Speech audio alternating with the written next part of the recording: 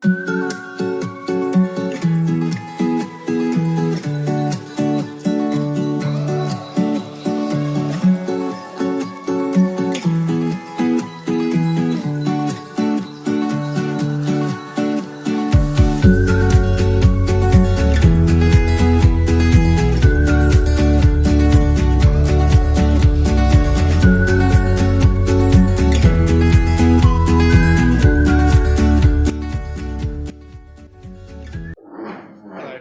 I'm Piers Millet.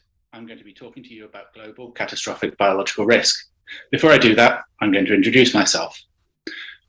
I run the responsibility program at iGEM, the world's largest synthetic biology competition. We work to make sure our teams are working safely, securely, and responsibly and producing projects that will have a good for the world. I'm also a senior research fellow at the Future of Humanity Institute at the University of Oxford and co-founder and principal of Biosecure Limited, a UK-based consultancy dedicated to safeguarding the bioeconomy. Over the years, I've consulted for many different intergovernmental organisations, for example, looking at the implications and governance of emerging biotechnologies. And for over 10 years, I worked within the United Nations system for the Biological Weapons Convention, ultimately as the acting head of its implementation support unit. It may seem a bit strange trying to explain why we need to worry about global catastrophic risks whilst we're entering the third year of a pandemic. But I think it's important to take a step back and look at some of the reasons what we mean about risk, why we might need to worry about catastrophic risks, and why biological catastrophic risks are also worthy of attention. I'm going to start by talking to you about risk. Risk is a function of likelihood and consequence. Certainly there are those people that have looked at how likely and what the consequence of a biological weapons use might be.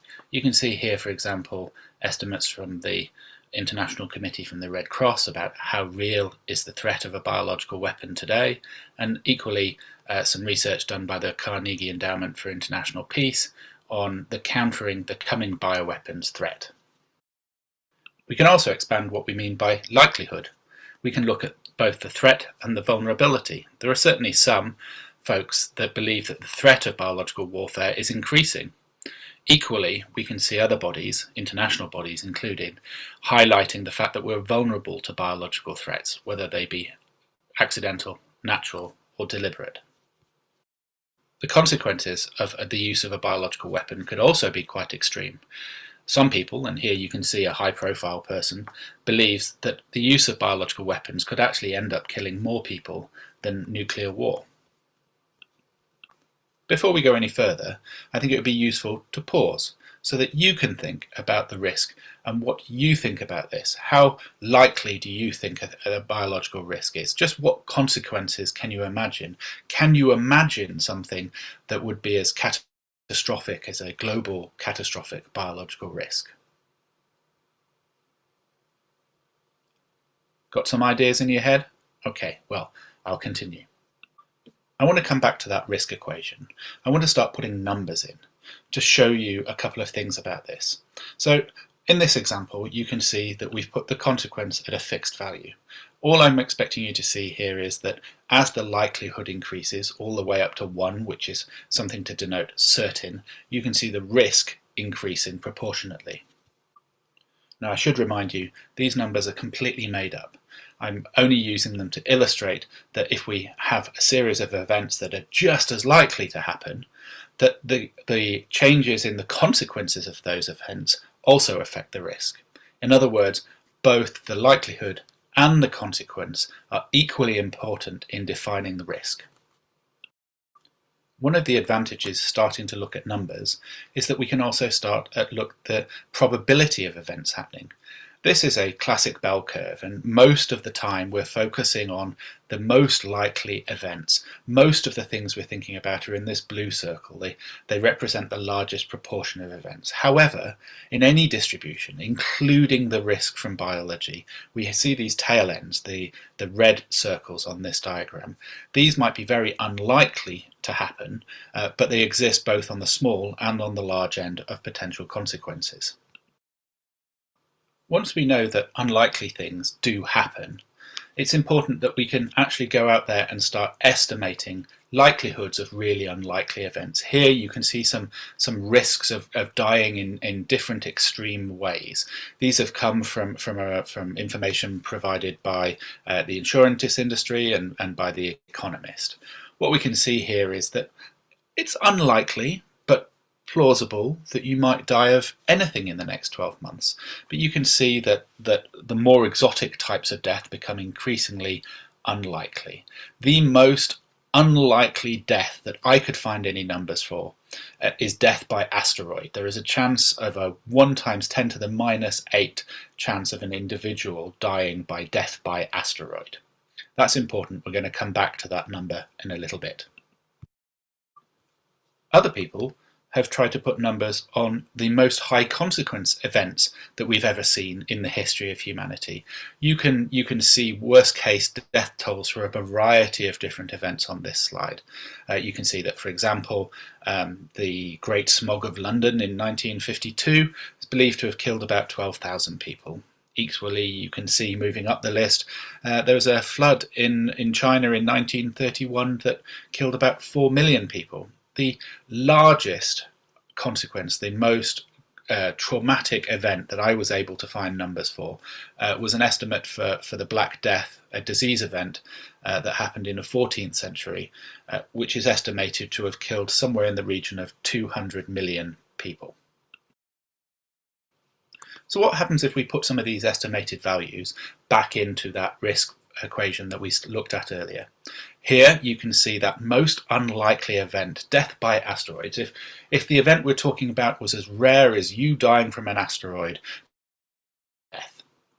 If we move up, just as unlikely, if it's just as unlikely as dying by asteroid, but the consequence goes up to 36 × 10⁶, which was the number of estimated deaths from the First World War, you can see the risk of that event then goes up to 0.49 relatively on this arbitrary scale.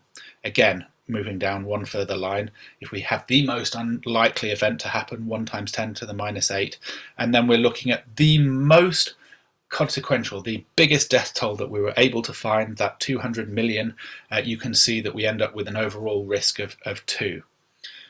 But what happens if everybody died? If we had the worst consequence, if we had everybody on the planet dying because of an event? Here you see that unlikely asteroid strike multiplied by the number of people on the planet, and it gives you a relative risk of 70.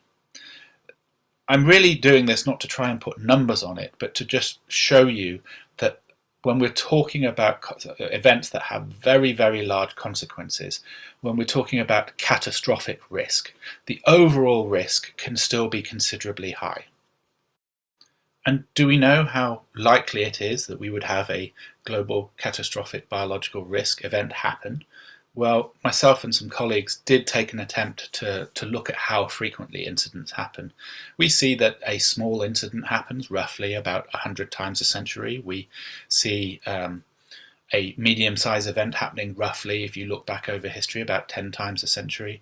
And we seem to see a pandemic about once every 100 years. When we look at existential risk, we use 3 different models to get at that, and you can see from this slide that the range of numbers that we came up with differed by about 4 to 5 orders of magnitude. So that's well within the sort of difference of the risks that we were looking at on the previous slide. We know it's very, very difficult to put precise numbers on the likelihood of having a major biological event, but we do know certain facts that increase the likelihood of that happening. For example, there's a very well documented history of many powerful states, many countries having offensive biological warfare programs. Countries have invested huge amounts of time and effort into creating biological weapons that are intended to cause major consequences, that are intended to have a catastrophic or a large impact event. We also know that there's research happening that increases the risk of an accident happening that could lead to a catastrophic biological event. We are actively pursuing research in different parts of the world around potentially pandemic pathogens. We are trying intentionally to create pathogens that are highly virulent, that are transmissible, and for which we have no public health interventions. The very existence of those sorts of agents increase the likelihood that one day one will escape, that one day we will have a lab-instigated pandemic, and that in turn could lead to a global catastrophic biological risk. We also know that it's not just the conduct of those research. It's not just the physical viruses themselves sitting in freezers that influence the likelihood of an event. Increasingly, we are generating new information. We are creating ways of sharing and replicating science and engineering and pursuing avenues of research that were previously not thought of or not possible. These generate what we've been calling information hazards. The very fact that this knowledge is out there increases the chance that somebody might pursue it, might end up with an agent that could cause a biological risk. Equally, the number of people with the knowledge, with the skills, with the ability to deliver highly dangerous biological agents is increasing as we make biology more an information-based as opposed to an artifact-based science. We also know that some of these risks might not be accidental. It could be that somebody deliberately goes out of their way to create a biological agent or a biological weapon that's intended to cause a catastrophic risk. You see these arm spirals in history. Here, for example, if you start in the bottom left-hand corner, the UK at the end of the 19th century was exploring ways to create disease events by destroying or blowing up or bombing public health infrastructure, for example, sewage treatment plants. The knowledge that the British were looking at that in the earlier century led in the First World War Germany to have an exhaustive international offensive biological weapons program intended to target animals, and they carried out attacks on a number of continents.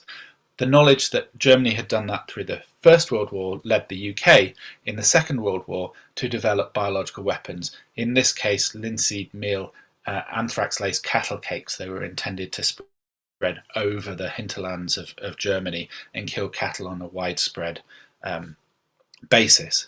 The fact that Germany and the UK had looked into these weapons led to a large-scale Japanese offensive weapons program that included bombs and that were actually used in parts of China during the Second World War.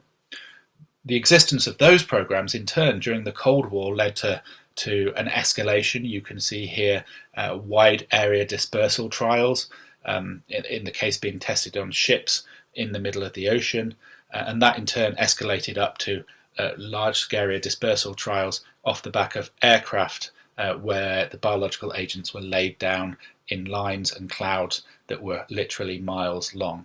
And that in turn escalated to the Soviet program during the Cold War, which you can see here, the fermenter hall in one of their production facilities, literally thousands and thousands of litres of fermentation capacity designed specifically to make biological weapons. So where will this lead? It's possible at the top of this spiral we see some sort of mutual assured destruction via biological weapons, the sort of thing that we saw during the Cold War with nuclear weapons, where the intent was deliberately to build weapons intended to destroy the world, and then to have them on hair triggers in case the enemy attacks, that this will go off automatically.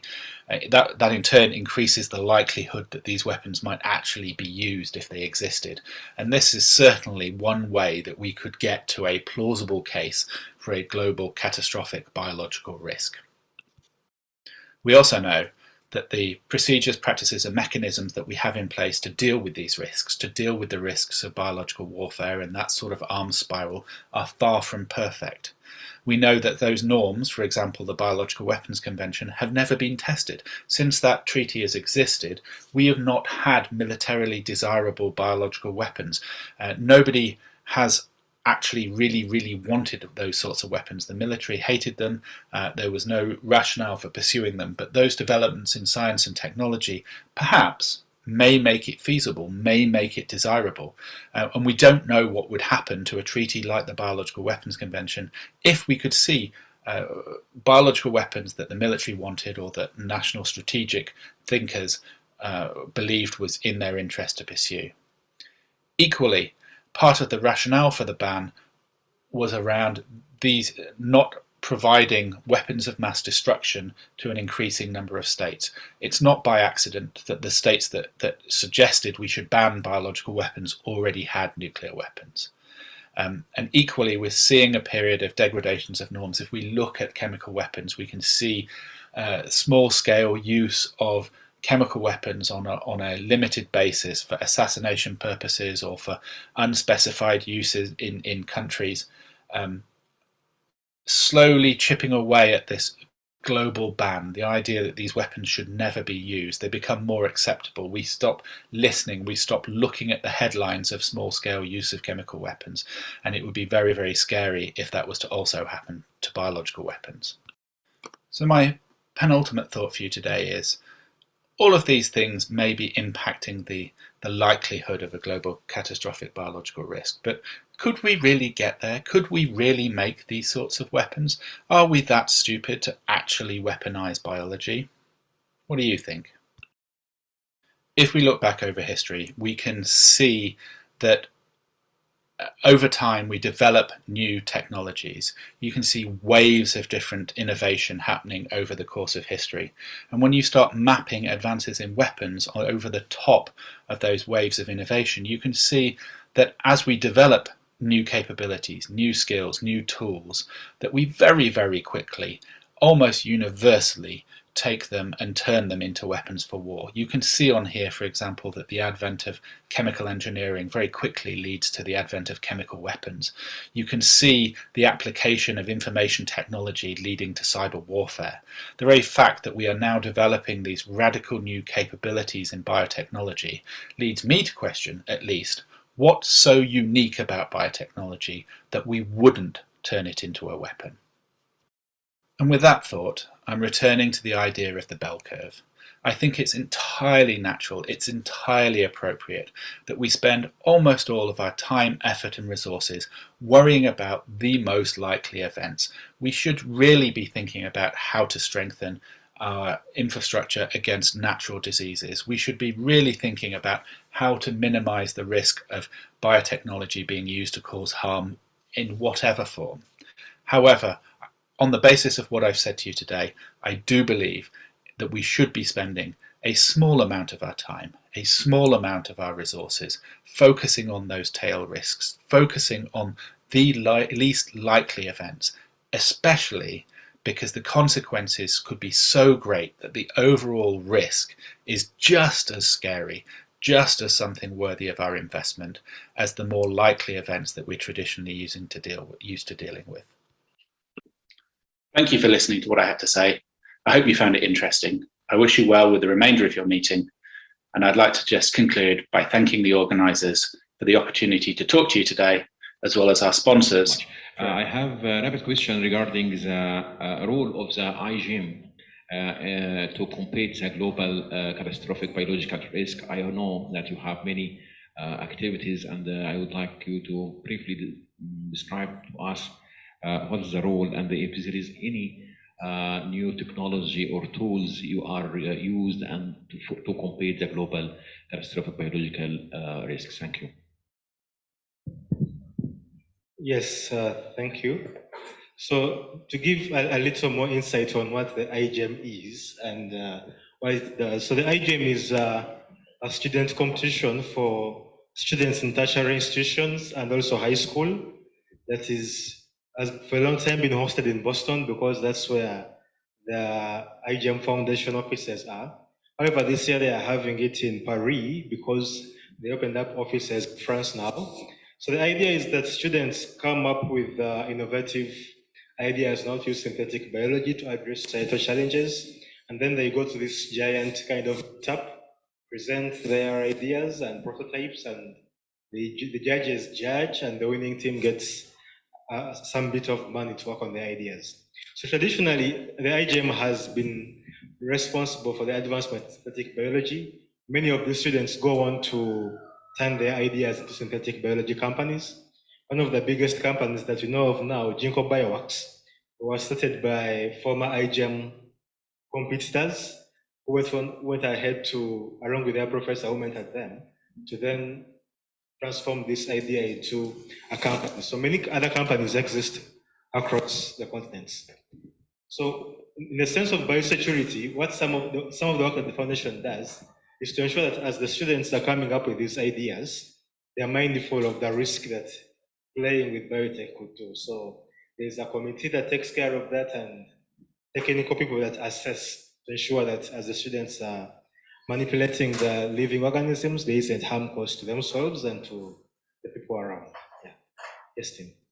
So the process starts in around about February, March in the year. That's when teams start getting ideas of what they want to do. And once they have their ideas, they submit them to iGEM, and particularly to the safety committee, which Piers actually chairs. And they're reviewed, so they have to fill out a form, a safety form, that goes through a whole list of things. And the proposals are reviewed. And there's certain immediate red flags. If there's anything to do with a pathogen or a toxin, or if there's any proposal to have animal handling, or if there's any plan to have any field release, those things are red flags. And immediately you get into a discussion as to, do you really want to do this? What is it you're trying to do in your project, and how can you prove that without involving any of these things? If you're using a pathogen, what sort of attenuated version of the pathogen can you use so that you don't actually use the pathogenic version in your project? If you're planning something which would involve a field release, then don't. But do all the work prior to the field release, sort of thing. If you're planning anything involving animals, again, the basic starting point is no. We don't want to deal with that at iGEM because it brings in too many safety and other regulatory and ethical issues. So how can you modify what you're planning to do to avoid that part of it? And then there's a back and forth. If there is a concern that any member of the safety committee has, that is then put back to the team. And the basic premise is the team has to show that they've thought about the safety implications. iGEM's about fun, it's about encouraging the science and spreading symbio. It's not about, you shouldn't be doing that. It's about, yes, but how do we do it responsibly? And how do we make the kids think about these security and safety issues as an integral part of designing the science? So it's a back and forth, and sometimes the back and forth is just one. Most teams don't even get referred to the safety committee because what they're doing is clearly safe, clearly falls within normal scientific parameters.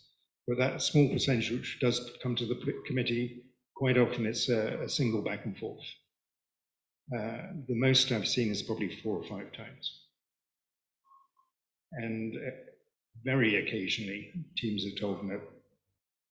Yeah. Yes, thank you very much, Tim, for providing more insight into what happens with the committee. Any other comments or questions regarding what Dr. Piers shared? In case you're online, as I told you earlier, you just have to raise your hand and they can pick on you to contribute to the discussion.